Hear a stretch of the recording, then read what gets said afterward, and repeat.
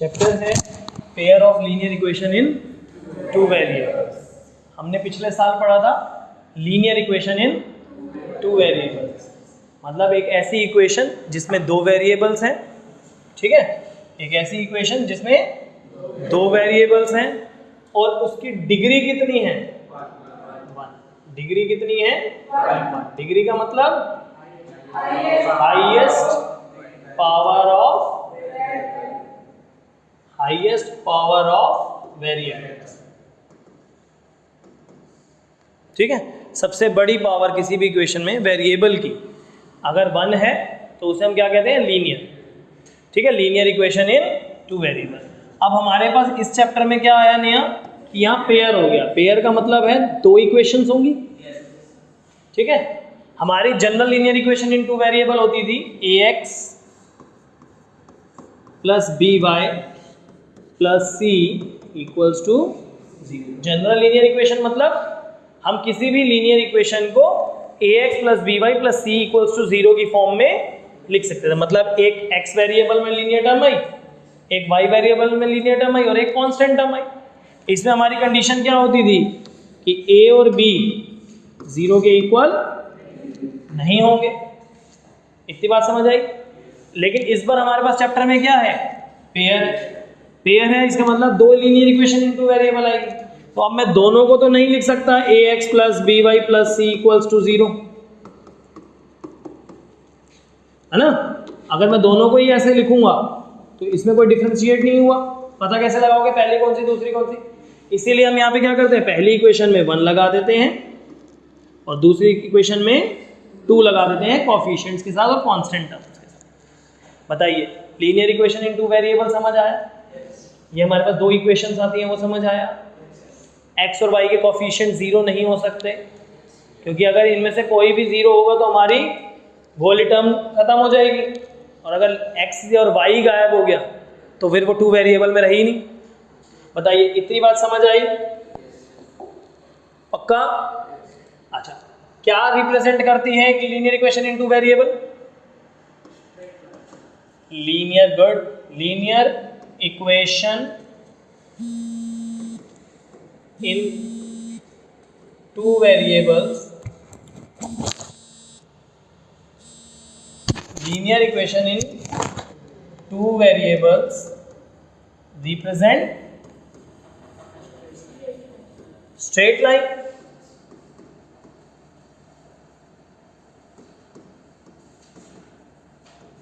बताओ, इतनी बात समझ आई? यानी जब भी आप इसको रिप्रेजेंट करोगे ग्राफ पेपर पे या इस पे प्लेन पे, तो ये क्या बनाएगी, ये स्ट्रेट लाइन। बोलो, इतनी बात समझ आई? ठीक है। अब क्योंकि ये स्ट्रेट लाइन बनाएगी और पेयर है, अब हमारे पास क्या है, पेयर है, यानी दो लाइंस हैं। अब दोनों ही अगर एक ग्राफ पेपर पे बनाओगे तो बनेगी तो लाइंस ही। तो दो लाइंस हम कितने तरीकों से बना सकते हैं? 3 तरीकों से। एक ऐसी लाइन जो एक दूसरे को एक पॉइंट पे कट करे, इसे बोलते हैं इंटरसेक्टिंग लाइंस।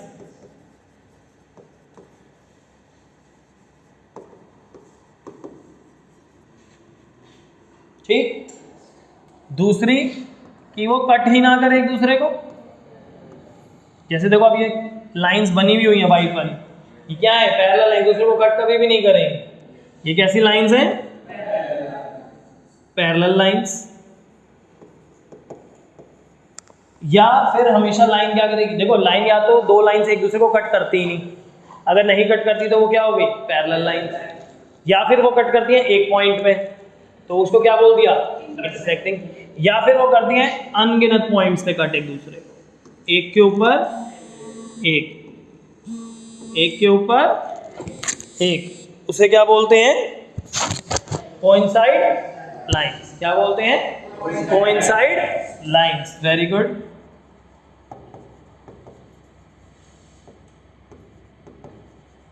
बताइए, कितनी बात समझ आई? अब हम आते हैं सॉल्यूशंस पे। Solution of pair of linear equation in two, देखिए 9th क्लास में आप लोगों ने पढ़ा था solution of linear equation in two variable. उस टाइम हमारे पास एक लाइन होती थी, तो सॉल्यूशन होते थे वेरिएबल की वो वैल्यूज जो इक्वेशन को सेटिस्फाई करे। मतलब हम एक्स और वाई की अगर वैल्यूज डालें इक्वेशन में तो लेफ्ट साइड और राइट साइड क्या आ जाए, बराबर। ठीक है, तो ऐसे कितने पॉइंट्स होते थे, मतलब ऐसे कितने सॉल्यूशन होते थे एक लीनियर इक्वेशन इनटू वेरिएबल के, इनफाइनाइट, क्योंकि हम एक लाइन के ऊपर इनफाइनाइट पॉइंट्स डाल सकते हैं, तो उसके सॉल्यूशन भी इनफाइनाइट थे। बट यहाँ पे क्या है हमारा, पेयर ऑफ लीनियर इक्वेशन, क्या है, pair of linear equation into variable. तो यहाँ पे हमें देखना पड़ेगा एक्स और वाई यानी वेरिएबल्स की वो वैल्यू जो दोनों लाइंस में सेम हो, दोनों लाइंस में आता हो, कॉमन पॉइंट हो दोनों का। बोलिए इतनी बात समझ आई? इक्वेशन को सेटिस्फाई तो करे लेकिन दोनों इक्वेशंस को सेटिस्फाई करे। एक्स और वाई की एक ऐसी वैल्यू जो दोनों लाइंस को सेटिस्फाई, दोनों इक्वेशन को सेटिस्फाई करे, उसे क्या बोलते हैं, solution of pair of linear equation in two variables. पहले तो बताओ ये समझ आई। अब एक चीज और ध्यान रखो, किसी भी इक्वेशन में जितनी डिग्री होती है, जितनी उतने सॉल्यूशंस निकलते हैं। लाइक आपने पॉलिनोमियल चैप्टर पढ़ा है, क्वाड्रेटिक पॉलिनोमियल, उसमें जब हम जीरोस निकालते थे तो 2 निकलते थे, क्योंकि डिग्री कितनी थी, तो डिग्री कितनी थी, 2। अब इसमें डिग्री कितनी है, 1, तो इसमें कितने सॉल्यूशन निकलेंगे, 1। अब सॉल्यूशन 1 निकलेगा, इसका मतलब ये नहीं कि एक्स और वाई में से कोई एक वैल्यू निकलेगी, एक्स और वाई दोनों मिलके ही तो सॉल्यूशन बनाते हैं, तो एक ही ऐसी वैल्यू होगी एक्स और वाई की जो सेटिस्फाई करेगी। ठीक है, पहली बात तो ये समझ आई। अब देखो हमारे पास, मैंने आपको बताया कितने टाइप की लाइंस बन रही हैं, 3 तरीके की, इंटरसेक्टिंग, पैरेलल और कोइंसाइड।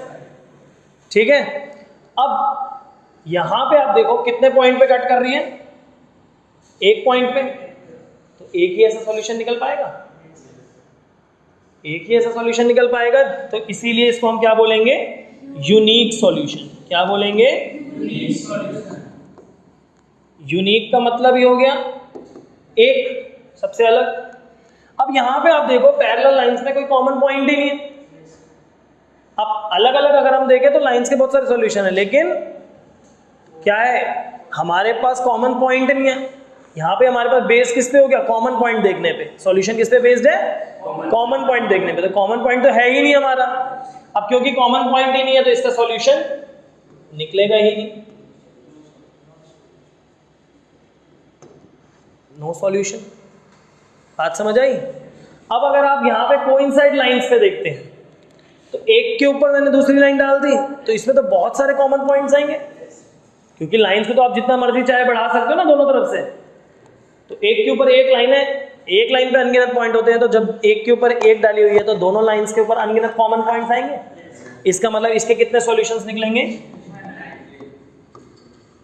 इनफाइनाइट सॉल्यूशन, या इनफाइनाइट मैनी सॉल्यूशन आप कह सकते हैं।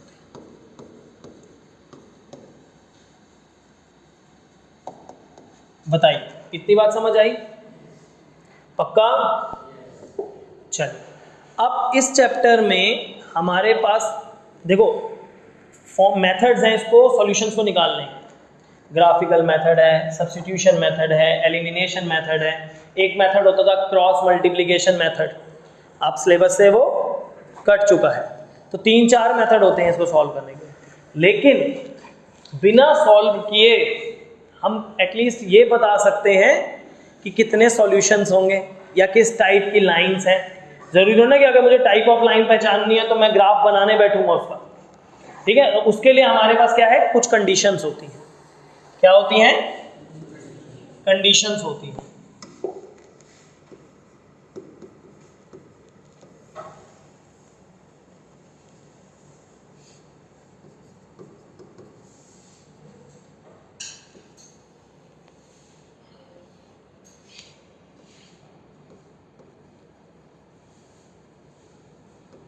हम यहाँ पे एक टेबल बनाएंगे,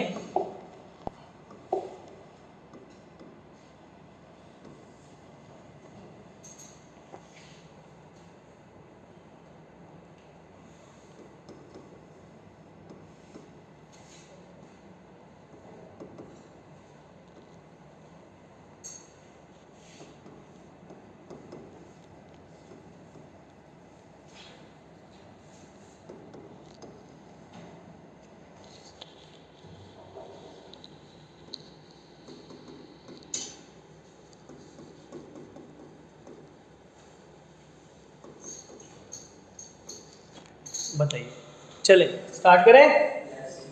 देखिए ये जो कंडीशन है ये एक्चुअल में है क्या, जो linear equation in two variable आपको गिवन होंगे उसमें जो कॉफिशिएंट्स होते हैं हमारे a b और c, यानी a1 b1 c1 a2 b2 c2, इनकी हेल्प से इनके रेशियोज निकाल के हम ये पता लगा सकते हैं कि ये किस टाइप की लाइन है या इसके कितने सॉल्यूशन होंगे। ठीक है, या एक और नया टॉपिक है इसमें कि कंसिस्टेंट होगा या इनकंसिस्टेंट होगा। देखो जिसमें सॉल्यूशन निकलेंगे वो क्या होगा, कंसिस्टेंट, जिसमें सॉल्यूशन नहीं निकलेंगे वो क्या होगा, इनकंसिस्टेंट। पहले इतनी बात समझ आई। अब देखो पहले कोफिशिएंट्स मैंने आपको बताया a1 a2 b1 b2 c1 c2 ये होते हैं। तो हम इसमें क्या करते हैं, a1 बाई a2 निकालते हैं, यानी रेशियो निकालते हैं x के कोफिशिएंट्स का दोनों इक्वेशन में, a1 बाई a2। ऐसे ही फिर b1 बाई b2 निकालते हैं, ऐसे ही हम फिर c1 बाई c2 निकालते हैं। यदि a1 by a2 not equal आ जाए b1 बाई b2 के, यानी a1 और a2 का रेशियो बराबर नहीं है b1 बाई b2 के, तो फिर हमें c1 बाई c2 भी चेक करने की जरूरत नहीं है। हमारे पास कंडीशन क्या आ जाती है कि a1 by a2 is not equals to b1 by b2। तो ये किसकी कंडीशन होती है, इंटरसेक्टिंग लाइंस की। ये किसकी इक्वेशन होती है, कंडीशन होती है इंटरसेक्टिंग लाइंस की। तो टाइप ऑफ लाइन में हम क्या लिखेंगे, इंटरसेक्टिंग लाइंस, या हम कह सकते हैं इंटरसेक्ट एट ए पॉइंट, एक पॉइंट पे कट करेंगी। बात समझ आई। सॉल्यूशन की बात करते हैं तो इंटरसेक्टिंग लाइंस में मैंने आपको बताया था कितने सॉल्यूशन होते हैं, यूनिक सॉल्यूशन। अब क्यों यूनिक में, मतलब एक सॉल्यूशन निकल रहा है, एटलीस्ट निकल तो रहा है ना, तो एक सॉल्यूशन निकल रहा है यानी सॉल्यूशन आ रहा है, तो इसको हम क्या बोलेंगे, कंसिस्टेंट। बताइए इतनी बात समझ आई। दूसरी बात अगर हम करते हैं, मान लीजिए अब देखो ये तो मैंने कहा कि a1 by a2 b1 by b2 के इक्वल नहीं आया, इक्वल आ भी तो सकता था। तो अगर इक्वल आ जाता है a1 बाई a2 इक्वल आ जाता है b1 बाई b2 के, तो फिर हम c1 बाई c2 पे जाएंगे। अगर c1 बाई c2 के नॉट इक्वल आ गया, यानी a1 बाई a2 इक्वल है b1 बाई b2 के, बट c1 बाई c2 के इक्वल नहीं है, c1 बाई c2 के इक्वल नहीं है, तो ऐसे में हम बोलते हैं पैरेलल लाइंस। क्या बोलते हैं इसे, पैरेलल लाइंस। अब कॉमन सेंस है, पैरेलल लाइंस है, इसका मतलब कोई भी कॉमन पॉइंट नहीं आएगा, इसका मतलब इसका कोई सॉल्यूशन नहीं है। अब भाई सॉल्यूशन नहीं है तो ये क्या होगा, इनकंसिस्टेंट। बताइए इतनी बात समझ आई। नेक्स्ट हम आते हैं तीसरे पे कंडीशन, क्योंकि a1 बाई a2 और b1 बाई b2 तो इक्वल आ चुके थे हमारे, इसके बाद दो केस अराइज हुए, या तो वो c1 बाई c2 के इक्वल नहीं होगा या वो c1 बाई c2 के इक्वल होगा। ठीक है, यानी तीनों ही बराबर आ गए, a1 by a2 b1 by b2 c1 by c2 तीनों ही कैसे आ गए, इक्वल। ऐसे में हम क्या बोलते हैं इसे, कोइंसाइड लाइंस। क्या बोलते हैं इसे, कोइंसाइड लाइंस। अब कोइंसाइड लाइंस में भी सॉल्यूशन निकलते हैं, और कितने निकलते हैं, इनफाइनाइट मैनी सॉल्यूशन।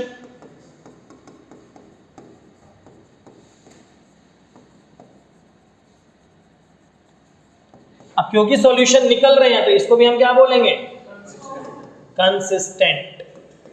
बट यहां पे एक चीज और आती है कि ये डिपेंडेंट भी होता है, consistent but dependent, consistent but. अब यहां पे बात करते हैं कि डिपेंडेंट क्या होता है, वो समझाने से पहले मैं आपको सारी इक्वेशंस के सारी टाइप के एक एक एग्जांपल देता हूं, ठीक है, सो दैट आपको अच्छे से समझ आए। पहले हम उठाते हैं कोई भी एक equation, let us suppose 2x plus 3y minus 5 equals to 0।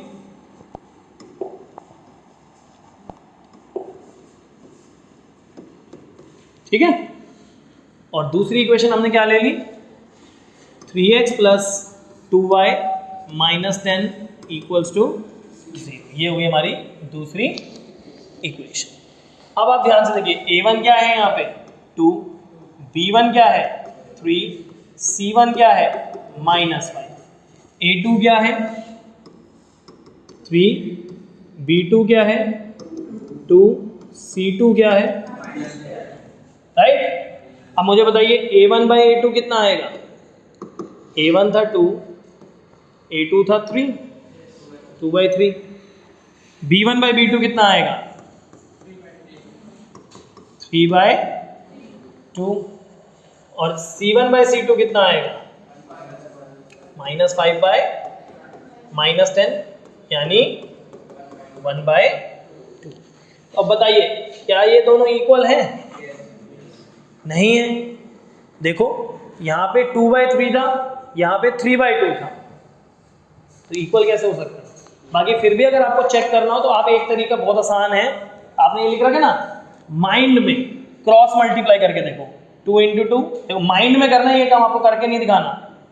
2 × 2 4, 3 × 3 9, क्या ये दोनों इक्वल हैं? नहीं। इसका मतलब a1 बाई a2 भी इक्वल नहीं है। ये माइंड में आप कर सकते हैं कि क्रॉस मल्टीप्लाई किया, और अगर आपका ये छोटी क्लासेस में हमने सीखा है, जब हमारे पास छोटे होते में फ्रैक्शन के लिए बीच में एक बॉक्स बना हुआ आता था, पूछते थे कि कौन सा बड़ा है ये बताइए, ग्रेटर देन का साइन लगाइए, तो हम क्या करते थे, क्रॉस मल्टीप्लाई करते थे, है ना। तो यहाँ पे हमारा ये नॉट इक्वल है, तो जब हमारा a1 by a2 not equal है b1 बाई b2 के, तो मेरे को c1 बाई c2 चेक करने की जरूरत ही नहीं है, राइट। तो ये मेरा क्या हो गया, इंटरसेक्टिंग लाइंस।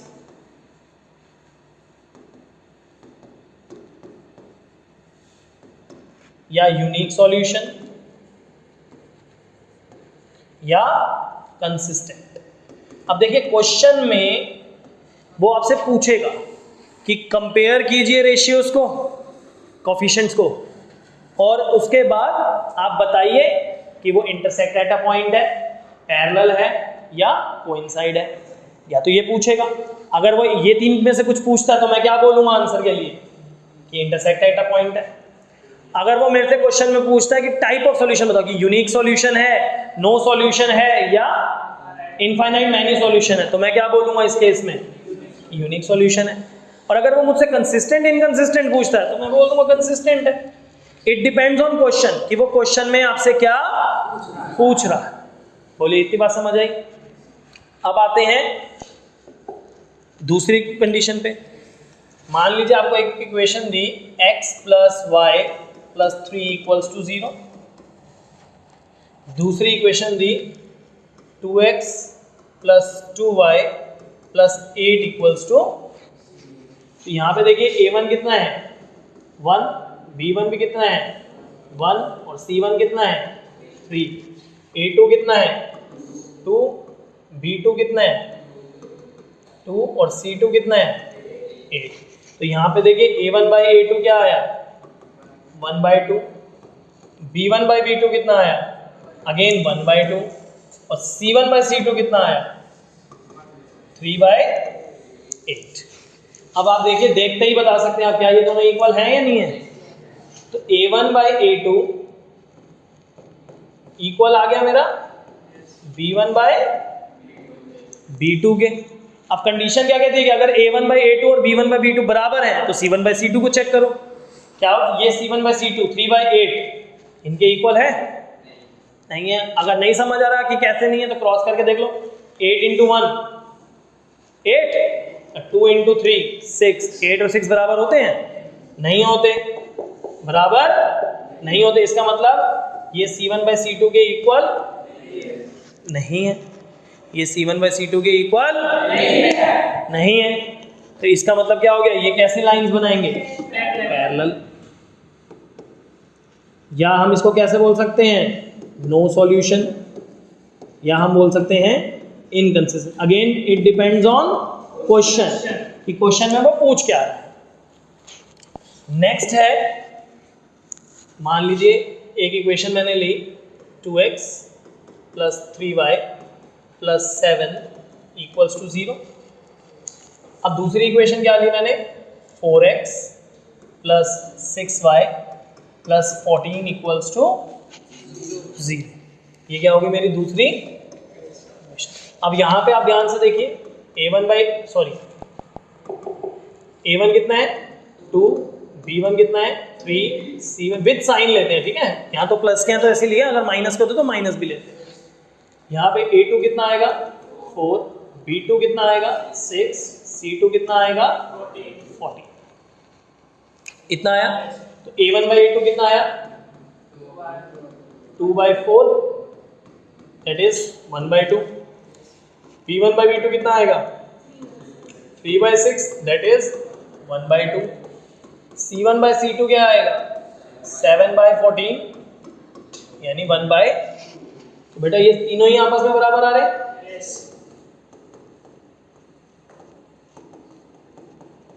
ये कैसी लाइंस हो गई, coincide lines.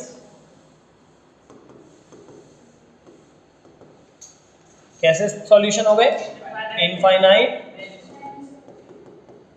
Many solutions.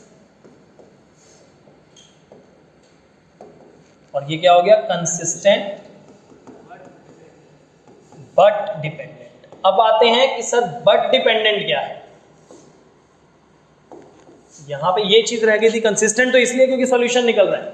Dependent क्या है बेटा, डिपेंडेंट इसको इसलिए बोला जाता है क्योंकि कायदे से एक के ऊपर एक आने वाली लाइन है, इसका मतलब लाइन एक ही है, नाम दो दे दिया। अगर आप ध्यान से देखो, मैंने क्या कर रखा है, इस इक्वेशन को, पूरी इक्वेशन को अगर मैं 2 से मल्टीप्लाई कर दूं तो ये आ जाएगा।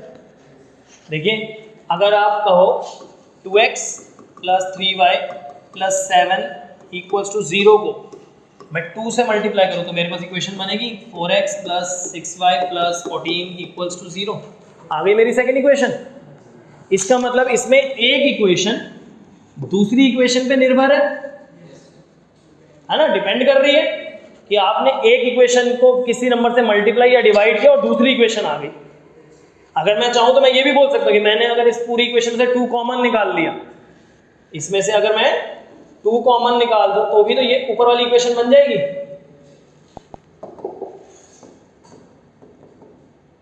कि नहीं, इसका मतलब यहां पे एक इक्वेशन दूसरी इक्वेशन पे डिपेंडेंट है, दैट इज वाई इसके जो ये है हमारा कंसिस्टेंट होता है लेकिन डिपेंडेंट होता है। बताइए इतनी बात समझ आई या नहीं आई। अब ये टॉपिक बहुत इंपॉर्टेंट है, इस टॉपिक में से एक क्वेश्चन पेपर में बोर्ड में आने के चांसेस होते हैं बहुत ज्यादा, लेकिन आते किस तरीके से हैं पहले वो समझते हैं। देखिए या तो वो आपसे सिंपली ये पूछ सकता है कि भैया टाइप ऑफ लाइंस बताइए,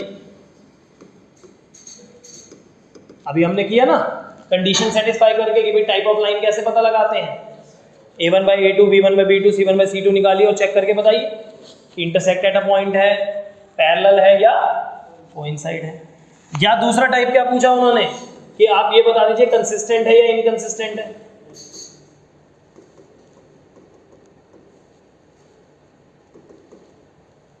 और तीसरी चीज हमसे क्या पूछी, टाइप ऑफ सॉल्यूशन पूछ लिया कि सॉल्यूशन किस तरीके के आएंगे। तो एक क्वेश्चन आने का तरीका तो ये है, सिंपली आपको 2 इक्वेशंस दी और आपसे पूछ लिया, या कभी कभी एमसीक्यू में पूछ लिया तो कंडीशन ना नीचे ऑप्शंस में दे दी और अब आपको बोल दिया भैया चेक करके बताओ अगर ये वाले सॉल्यूशन है तो क्या होगा। लेकिन इससे बड़ा क्वेश्चन भी आते हैं। अब बड़े क्वेश्चन में क्या होता है, वो आपको 2 लीनियर इक्वेशन इनटू वेरिएबल्स देगा और उसमें से किसी एक कोफिशिएंट को गायब कर देगा। For example 2x plus ky plus 7 equals to 0, 4x plus 6y plus 10 equals to 0, ये 2 इक्वेशंस दी, ठीक है। अब वो आपको बोलेगा कुछ भी इसमें कि भाई ये जो टाइप ऑफ लीनियर इक्वेशन है 2, ये हमारी पैरेलल लाइन रिप्रेजेंट करती है। क्या रिप्रेजेंट करती है, या नो सॉल्यूशन है, या नो सॉल्यूशन है, या इनकंसिस्टेंट है, कुछ भी ऐसा बोल दिया। बताओ k की वैल्यू क्या है। तो इन तीनों ही केसेस में मेरे पास कंडीशन क्या होती है, फॉर पैरेलल लाइंस कंडीशन होती है a1 by a2 equals to b1 by b2 not equals to C1 by C2, ये होना चाहिए। तो बेटा A1 कितना है 2, B1 A2 कितना है 4, B1 कितना है K, C1 कितना है 6, 7 बाय, अब ये तो देख लो सामने से ही दिख रही है इक्वल नहीं है, तो ये दोनों अगर इक्वल हैं तो कंडीशन क्या आएगी, 2 क्रॉस मल्टीप्लाई करो, 2 into 6 by 4 equals to K, 2 इसको डिवाइड कीजिए, कितना आया K की वैल्यू, तो देख लीजिए आपकी कंडीशन सेटिस्फाई हो रही है। A1 बाई A2 कितना आया आपका 2 बाई 4, B1 बाई B2 कितना आ रहा है K यानी 3 बाई 6 यानी 1 बाई 2, और C1 बाई C2 कितना आ रहा है 7 बाई 10। देख लीजिए ये दोनों बराबर आ रहे हैं और ये नॉट इक्वल आ रहा है, K की वैल्यू कितनी निकलाई। तो इस टाइप से क्वेश्चन आते हैं, और जितनी ज़्यादा कैलकुलेशन बढ़ेगी उतना मार्क्स का वो बढ़ा सकता है, वो 2 नंबर में भी डाल सकता है, वो 3 नंबर में भी डाल सकता है। क्या डिपेंड करेगा क्वेश्चन की इंटेंसिटी पे, कि यहाँ तो सिंपल 1 K था, मान लो यहाँ पे वो थोड़ा सा और बढ़ा दे, A के कोफिशिएंट को भी K की फॉर्म में कर दे, तो उस हिसाब से वो डिपेंड कर सकता है। बट इस टाइप में से एक क्वेश्चन आने के चांसेस होते हैं। बताइए इतनी बात समझ आई। तो अब हमने ऑलमोस्ट पूरा बेसिक कर लिया, लीनियर इक्वेशन क्या होती है, किस फॉर्म में होती है, कितने सॉल्यूशन होते हैं, क्या है, सब कुछ पढ़ लिया। अब आते हैं कि आगे क्या होगा इस चैप्टर में। इस चैप्टर में 2 चीज़ें हैं, एक आपको स्टेटमेंट गिवन होगी क्वेश्चन में, ठीक है, आपको उसको रीड आउट करना है, आपको इक्वेशन बनानी है। अब इक्वेशन बन गई तो इसको सॉल्व करना है, यानी सॉल्यूशन फाइंड।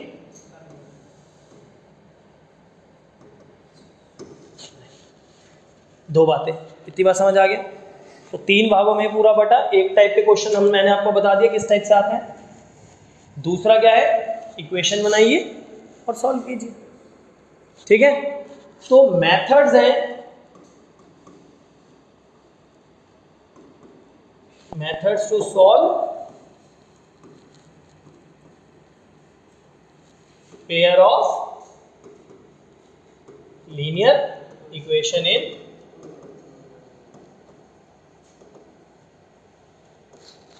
फर्स्ट मेथड है graphical method,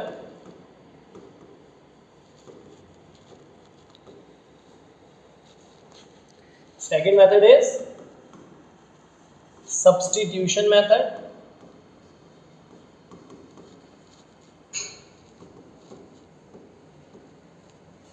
and third method is elimination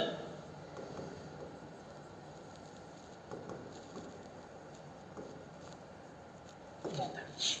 एक और मेथड था मैंने आपको बता दिया, क्रॉस मल्टीप्लिकेशन मेथड होता था, बट वो अब सिलेबस से हट चुका है। तो ये 3 मेथड हैं जो हमें इस चैप्टर में पढ़ने हैं।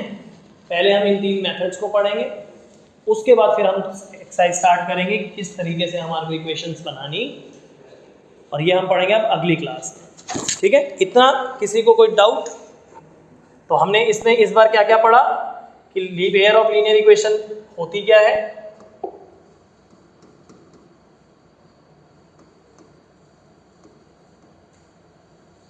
हमने पढ़ा pair of linear equation in 2 variable क्या होती है,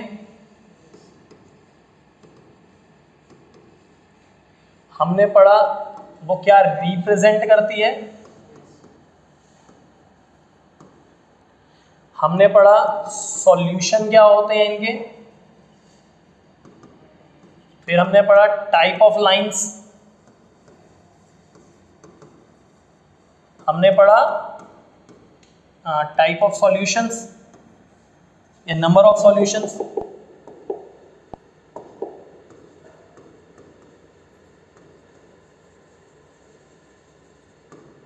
हमने पढ़ा कंसिस्टेंट, इनकंसिस्टेंट और मेथड्स के नाम। मेथड्स के अभी सिर्फ हमने क्या करे हैं